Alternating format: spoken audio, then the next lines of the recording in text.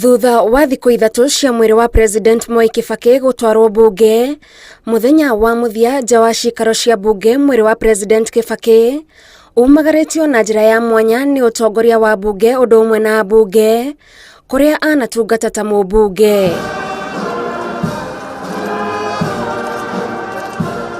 Ũũ nĩ thutha wa Ambunge kũgĩa na gĩikaro kĩa mwanya mbunge-inĩ gĩa kũririkana mũtongoria ũyũ ũrĩa matarĩirie arĩ wa kwĩrirĩrio tondũ arĩ na wĩrutĩri wa gũtungata mũingĩ. I want to appeal that we emulate the things he did for this country.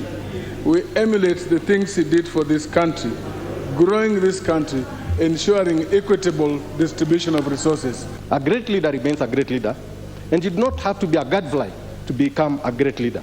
He became a great leader because he was meant to be, and he was.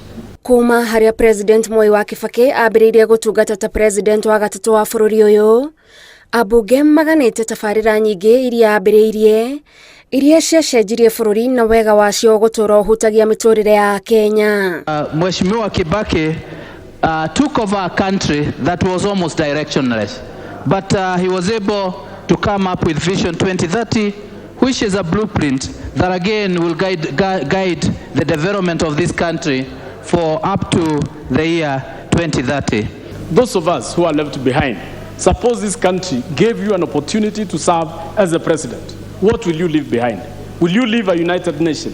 Will you leave a country that is economically vibrant? Today, millions of youth who wholly benefited from free primary education, subsidized secondary fees, and university have increased productive, skilled labor to our workforce.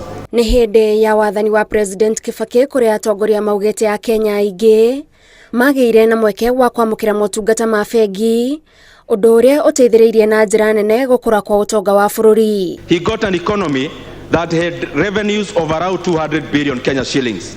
By the time he left after 10 years, he had uplifted that revenue by 500% to 1 trillion Kenya shillings. Baba huyu mpenda watu, baba wa taifa aliyekuwa si mwingi wa maneno, but alikuwa mwingi wa vitendo. Ona arĩa marutithanirie wĩra nake merahĩire wĩyathi ũrĩa maugĩte marĩ naguo tondũ President Kibaki nĩehokagĩra o mũtongoria wĩra ũrĩa mwandĩkĩire atekũingĩrĩra. And at no time when we negotiated for teacher salaries did we even meet President Kibaki. We met ministers and other officers within the system, and the deal would be done. We would never meet the president himself. He believed in people. He believed in the people he gave office. And I benefited so immensely with his wisdom when I used to consult him on matters of security, matters interests of this country. Ngiribotera Inooro TV, njĩtagwo Gathoni Wanjihia.